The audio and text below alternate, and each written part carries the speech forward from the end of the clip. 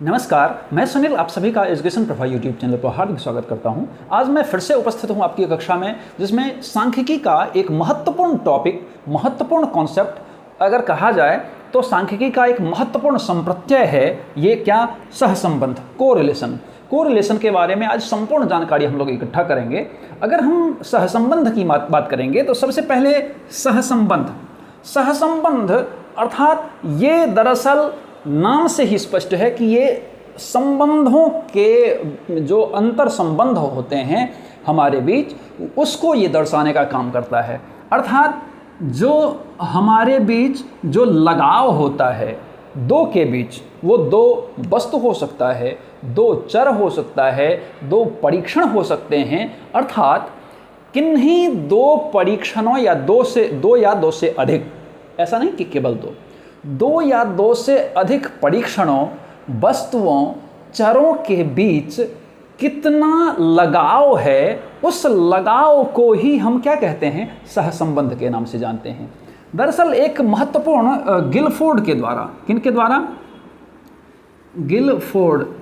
Guilford ने 1965 में उन्होंने एक कोटेशन दिया था कि सहसंबंध क्या है। उन्होंने कहा कि सहसंबंध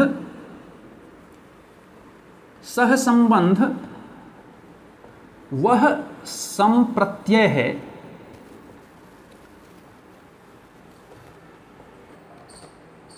या अंक है जो यह बतलाता है कि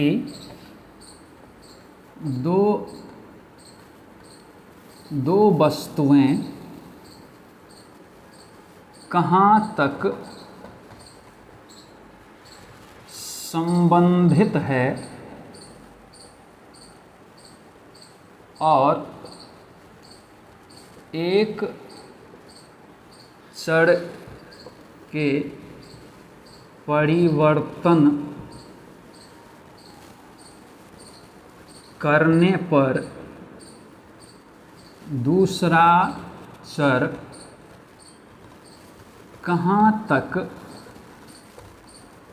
प्रभावित होता है। इसमें गिलफोर्ड के द्वारा 1965 में इन्होंने कोटेशन दिया था कि सहसंबंध वह संप्रत्यय है जो या अंक है जो यह बतलाता है कि दो वस्तुएं कहाँ तक संबंधित है, दो वस्तुएं, दो परीक्षण, दो चर कहाँ तक संबंधित है और एक में परिवर्तन करने से दूसरे के ऊपर क्या इफेक्ट पड़ता है, क्या प्रभाव पड़ता है, कहाँ तक प्रभाव पड़ता है, किस सीमा तक प्रभाव पड़ता है, ये या पड़ता है भी या नहीं पड़ता है, ये सारी चीज़, ये सबसे बेहतर इनका कोटेशन लगा है, इसके कारण हम यहाँ पर लिया है। तो यहाँ पर आप देखेंगे कि संपूर्ण रूप से एक लौकिक एग्जाम्पल हम आपको देते हैं। आज के दौर में डिवोर्स जो होता है वो एक प्रथा बन गई है। डिवोर्स जब एक प्रथा बन गई है, एक प्रकार का फैशन भी बन गया है कि फलाने का डिवोर्स हो गया, फलाने का डिवोर्स हो गया, ये डिवोर्स हो गया। आखिर क्यों होता है, आपने कभी गौर किया है क्यों होता है? आखिर जब दो लोगों के बीच, अर्थात दो पति पत्नी के बीच, दो यहाँ पर हैं, तो दोनों के बीच आपसी जब संबंध बहुत ज़्यादा अच्छा नहीं होता है तो वहाँ पर डिवोर्स हो जाता है। लेकिन जिसका संबंध आपस में अत्यंत गहरा होता है उसका डिवोर्सेस कभी नहीं होता है, आजीवन नहीं होता है। बल्कि इसमें होता क्या है, कई बार ऐसा होता है कि दूसरे लोग मज़ा लेने के लिए पति पत्नी में पति को अलग उकसाता है, पति पत्नी को अलग उकसा देता है। लेकिन अगर संबंध अच्छा नहीं होता है तो पति भी उसके खिलाफ हो जाता है और पत्नी भी उसके खिलाफ हो जाता है, अर्थात पति के खिलाफ पत्नी, पत्नी के खिलाफ पति। लेकिन अगर संबंध बहुत ही तगड़ा और गहरा होता है तो पति को अगर उकसाया या पत्नी को उकसाया तो एक दूसरे से बातचीत करता है कि फलाना मुझे ऐसा कहा या ऐसा कही थी। तो दोनों के बीच अंडरस्टैंडिंग होता है और वो उसके बीच वो जो कहा था उसको फिर बाद में कह देता है कि भैया ये जो आपने ऐसा उकसाने का काम किया है ये अच्छा नहीं है। वो समझ जाता है कि इन दोनों के बीच संबंध बहुत तगड़ा है, तो इन दोनों को हम उकसाने का कार्य अगर करेंगे तो बाद बीच में हम ही फंस जाएंगे, तो फिर दूसरा वो नहीं करता है काम।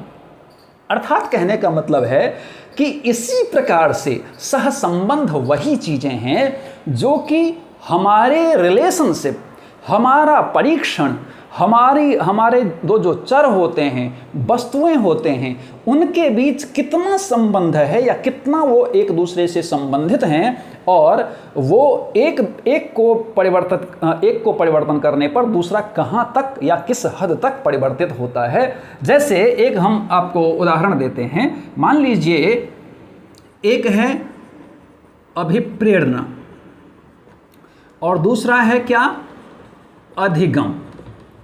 अब ये मान लीजिए कि अधिगम और अभिप्रेरणा, उसके पहले हम समझ लेते हैं कि ये जो आपका सहसंबंध होता है वो कितना होता है।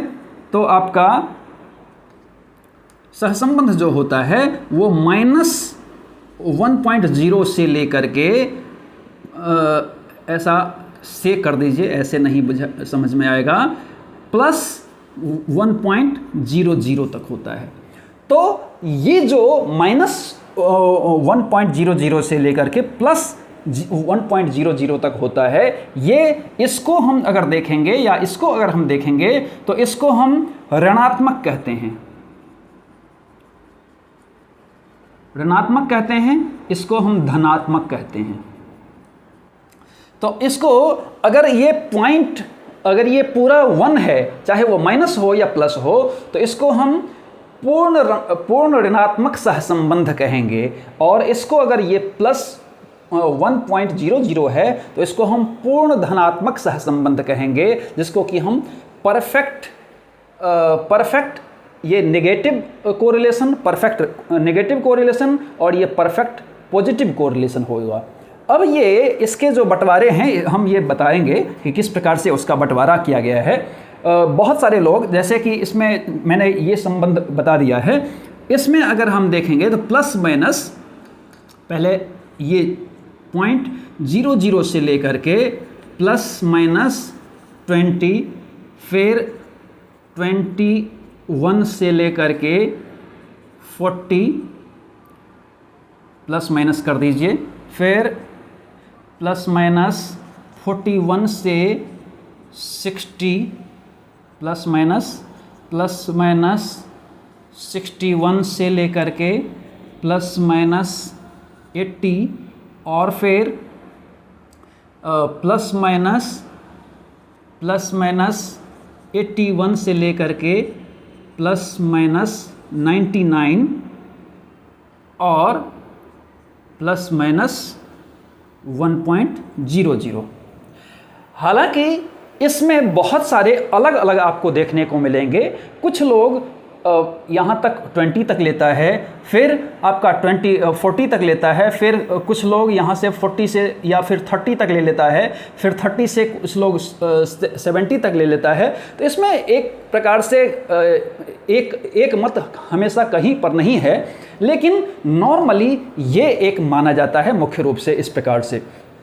तो हम अगर देखेंगे तो यहाँ पर दोनों हम बना दिए हैं कि इसको अगर माइनस में होगा तो ये बहुत ही नीच हो जाएगा, ये इसका सबका अपना अपना एक क्या है, अलग अलग मान और ये है। अब हम देखेंगे कि यहाँ पर अगर हम इसमें परिवर्तन करते हैं, अगर अभिप्रेरणा में परिवर्तन करते हैं तो अधिगम पर क्या इसका इफेक्ट पड़ता है, अर्थात कितना हद तक उसको प्रभावित करता है। अगर मुझे ऐसा हम कह सकते हैं कि अगर मुझे ये देखना हो कि अभिप्रेरणा और अधिगम जो दो चर हैं उसके मध्य कितना हद तक संबंध पाया जाता है या पाया जाता है भी या नहीं, इस प्रकार का अगर हम अध्ययन करना चाहेंगे तो हमें क्या करना पड़ेगा, तो यहाँ पर सहसंबंध गुणांक निकालना पड़ेगा। सहसंबंध गुणांक क्या होता है, सहसंबंध गुणांक ये सहसंबंध गुणांक क्या होता है? आप कहेंगे कि ये तो आप सहसंबंध बता रहे हैं, आप सब सहसंबंध गुणांक बता रहे हैं यहाँ पर कि इन दोनों के बीच अगर हमें अंतर को देखना पड़ेगा तो हमें सहसंबंध गुणांक को करना पड़ेगा। तो हाँ, जब हमें किसी भी दो चरों के मध्य जब हम किसी भी को मापते हैं किसी कसौटी पर, अर्थात जब हम अभिप्रेरणा और अधिगम को किसी कसौटी पर जब जांचेंगे और उस जांचने के मध्य में जब हमें किसी पॉइंट में या किसी नंबर के अर्थात न्यूमेरिकल के माध्यम से मुझे कुछ अंक हासिल होगा, उसी अंक को हम क्या कहते हैं? सहसंबंध गुणांक।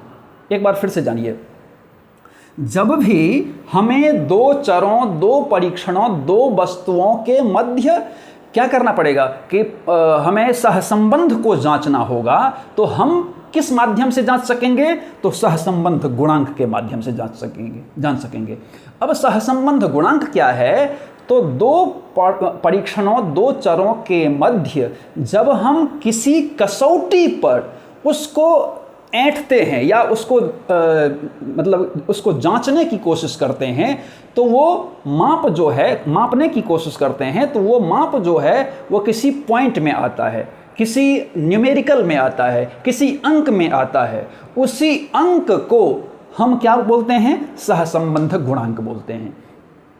अब इसमें जैसे कि मान लीजिए कि हम अगर यहाँ पर अभिप्रेरणा और अधिगम की बात करेंगे, तो हमने यहाँ पर अभिप्रेरणा दिया तो यहाँ पर अधिगम कितना हुआ, या अगर हमने यहाँ पर अभिप्रेरणा दिया तो यहाँ पर या माइनस में तो नहीं चला गया अधिगम।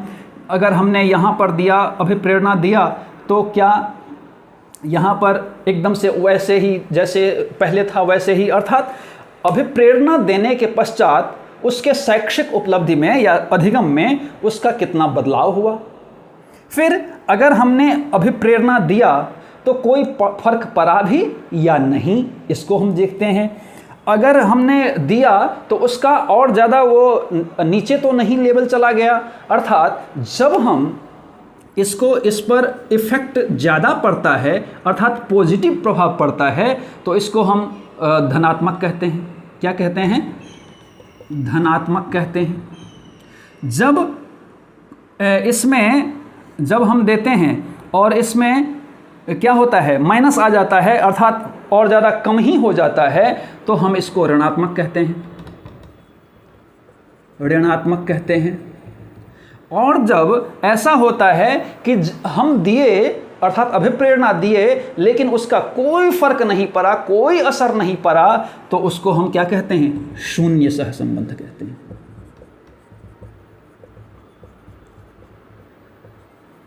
तो इस प्रकार से ये हम इसका प्रकार अगले वीडियो में बताएंगे, क्योंकि अभी अगर हम सारा बताएंगे तो आपका बड़ा लंबा हो जाएगा। तो इसमें हम देखने की सबसे पहले कोशिश करेंगे कि ये जो ये सहसंबंध है इसको किस प्रकार से विभाग किया गया है या किस प्रकार से इसको अलग अलग किया गया है। तो आप देखेंगे कि ये जो होगा वो क्या होगा? नगण्य होगा। ये क्या होगा? नीच होगा। ये क्या होगा? मध्यम होगा। ये क्या होगा? उच्च होगा। ये क्या होगा? अति उच्च होगा। और ये क्या होगा? पूर्ण होगा।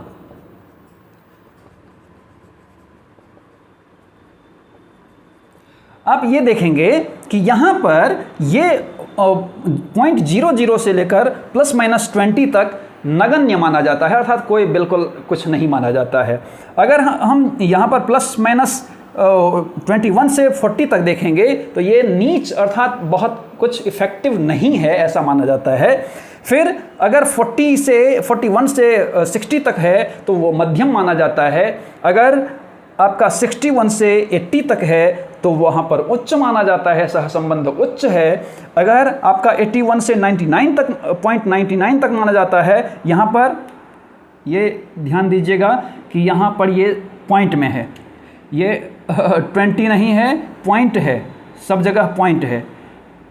यहाँ पर आप पॉइंट समझिए। तो यहाँ पर अगर मान लीजिए कि 81 से 99 तक है तो अति उच्च है, और अगर 1 है या प्लस है या माइनस है तो वो पूर्ण अर्थात उच्च या पूर्ण सहसंबंध उसको माना जाता है, चाहे वो ऋणात्मक हो या धनात्मक हो, मतलब नहीं है। तो इस प्रकार से सहसंबंध के बारे में आप कम समय में आप बेहतर तरीके से जाने होंगे। इसी प्रकार से पढ़ने के लिए आप एजुकेशन प्रोफाइल यूट्यूब चैनल को सब्सक्राइब कीजिए, लाइक कीजिए, शेयर कीजिए और साथ ही बेल आइकन को जरूर प्रेस कीजिए ताकि आपको आने वाली सभी वीडियो मिलती रहे। धन्यवाद।